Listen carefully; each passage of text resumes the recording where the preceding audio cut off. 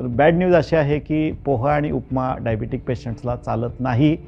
पण गुड न्यूजमध्ये मी तुम्हाला ह्याचे काही अल्टरनेटिव्ज देणार आहे. सगळ्यात पहिल्यांदा पोहे आणि उपम्याला एवढा विरोध का? जुन्या काळी पोहा आणि उपमा ह्या गोष्टी अशा होत्या की आपल्या घरी कोण पाहुणे आले तर पाहुणे आल्यानंतर सहज पद्धतीनं आणि सोप्या पद्धतीनं लगेच बनणारी कुठली गोष्ट असेल तर ती पोहे असायची. पण अनफॉर्च्युनेटली पोहा आणि उपमाचा जो सोर्स आहे तो सोर्स आहे कार्बोहायड्रेट किंवा बऱ्याच वेळेला जे काही ग्रेन आपल्याला वापरलं जातं. जेव्हा पोह्याचं म्हणतो तर हे पांढऱ्या भातापासून म्हणजे रिफाईंड राईसपासून बनलेलं पोहा हे मटेरियल आहे. त्यामुळं त्याच्यामधले जे कार्बोहायड्रेट असतात ते most of the time simple carbohydrate किंवा स्टार्च त्याच्यामध्ये जास्त असतं आणि हे स्टार्च जे आहे ते डायबिटिक पेशंटच्या शुगर स्पाईक करू शकतं.